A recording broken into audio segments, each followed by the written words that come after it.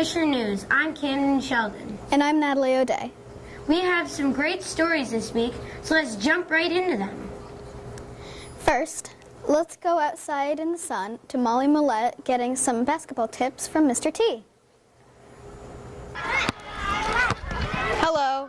Today I'm here with Mr. T. Mr. T is a coach at for basketball. He's a coach for elementary school, Fisher Elementary School in Arlington. Today we're going to be working on some basketball skills. Mr. T, what are the three main skills in basketball? I think that the most important skills in basketball are definitely shooting, passing, and dribbling. And it's, I think those are the three most important, the main skills that you kind of need to work on in basketball. Yeah, definitely. Do you want to work on those skills with me? Sure. Sure. Okay. Okay, cool. All right.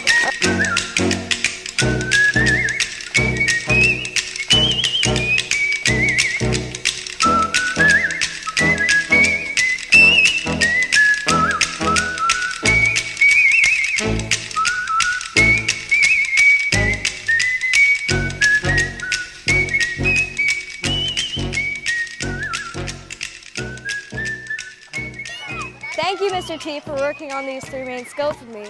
Hey, anytime. I'm Molly Millette. Now let's go back to the news desk. Thanks, Molly. And Mr. T, we've got some skills to work on this summer. Now Kira looks at some cool class pets. Hello, and today I am here with Mr. Cummings and Ella McGuire about the class pets in the room. For starters, what is her name? So this is Tyson the turtle, named after a famous scientist, Neil deGrasse Tyson. And what is his name? This is Jack. He's named after Jack Hanna. What type of turtle is So this is a red-eared slider. They're not native to the area around here, so this is not something you'd find in the wild, nor is it something that if you got tired of it, you'd want to put into the wild. They wouldn't survive. So this is called a red-eared slider because she's got a little bit of red coloring, and I'm not going to put my finger near her head, but a little bit of red coloring back there. And what type of gecko is Jack? He's a leopard gecko because of his spots. That's why he was named a leopard gecko. When did you bring Jack into the room? When we couldn't care for him at all at the house, so we brought him here. It was I think it was about January or February.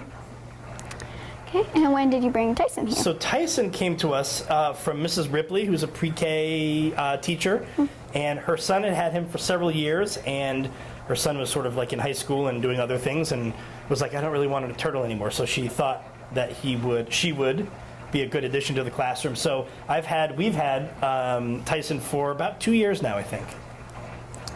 What does Jack eat?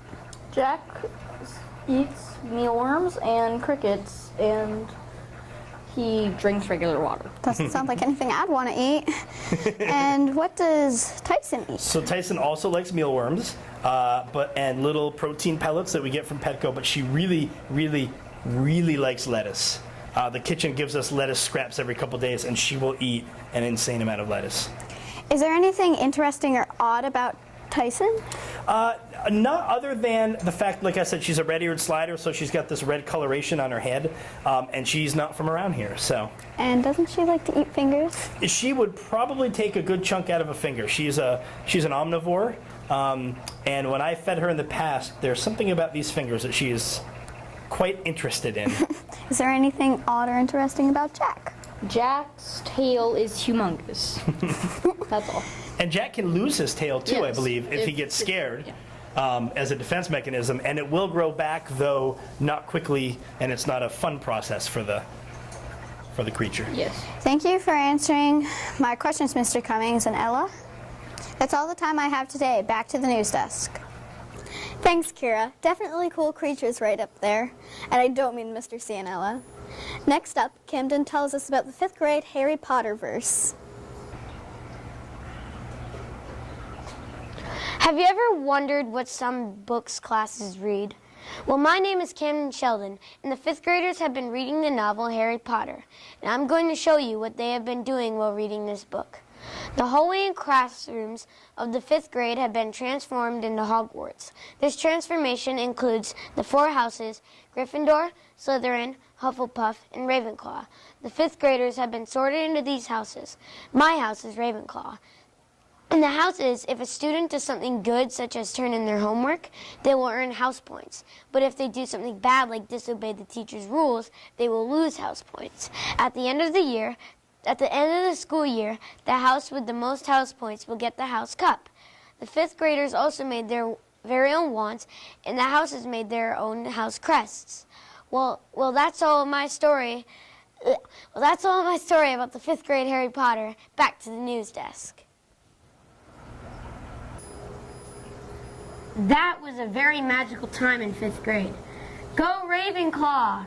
Our next story takes on a strange tone as Natalie tells us about some not so well-known conspiracy theories. Hello, my name is Natalie, and I'm here to share with you some spine-chilling theories.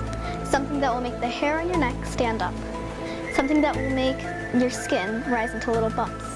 Because today, we're having a correct lesson on the Titanic. Let's start with the company.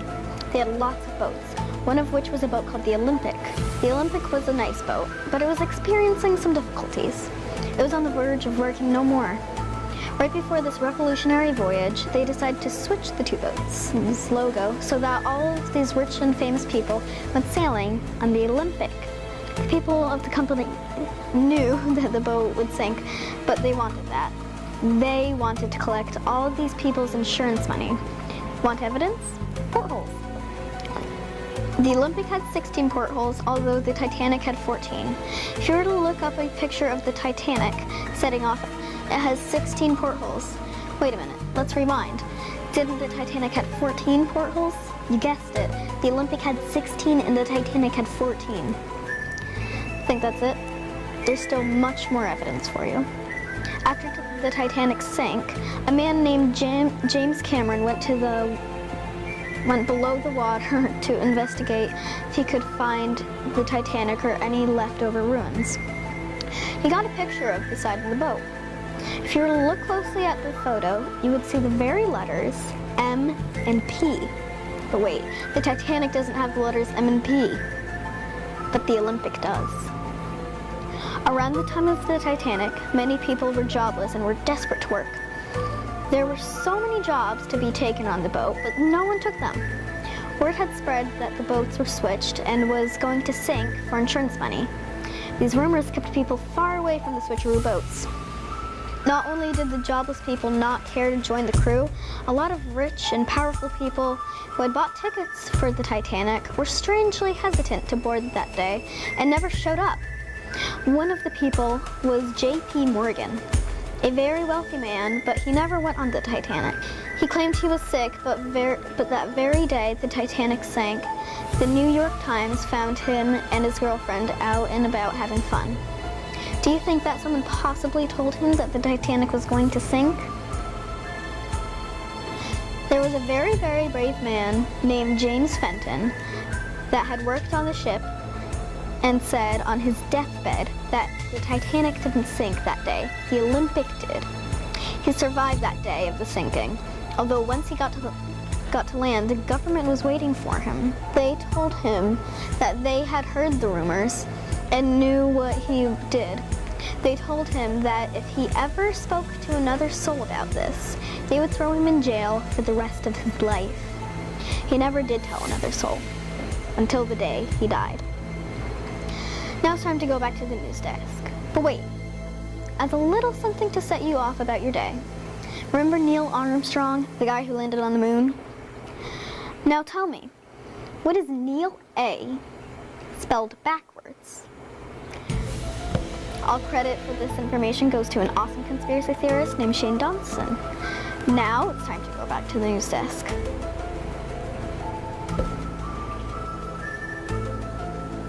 Camden, you just never know.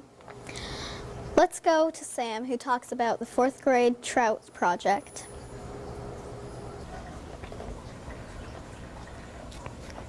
Hey everybody, I'm Sam, and today I'm going to talk about our brook trout from Trout in the Classroom program. Trout start as eggs, and then they go into the alvin stage, which is when they are out of the egg sac, but it's still attached to their belly. After that, they are now in the fingerling stage. The fingerling stage is when they have to look for their own food and swim around. Our trout are in the fingerling stage, but are still a little shorter than your pinky and about as thick as a pencil tip. For water tests, we test for ammonia, nitrite, and pH. We have had them for a few months and will release them in late May at the Roaring Branch. That's all I have for today. Back to the news desk. Thanks, Sam. I remember that project in 4th grade as being super cool. And speaking of cool projects, Lily ends our show with a story about the 5th Iditarod project.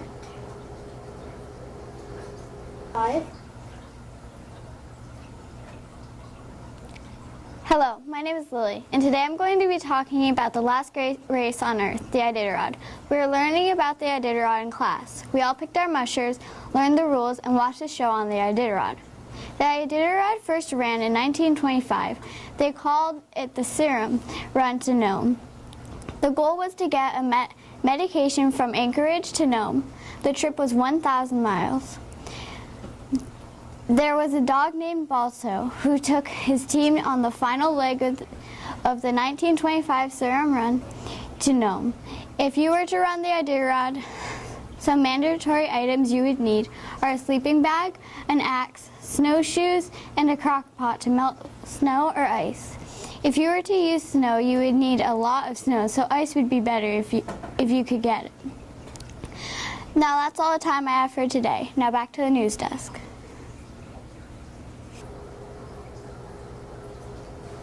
That's our show. Thanks for joining us for Fisher News. I'm Natalie O'Day. And I'm Camden Sheldon. See you next time.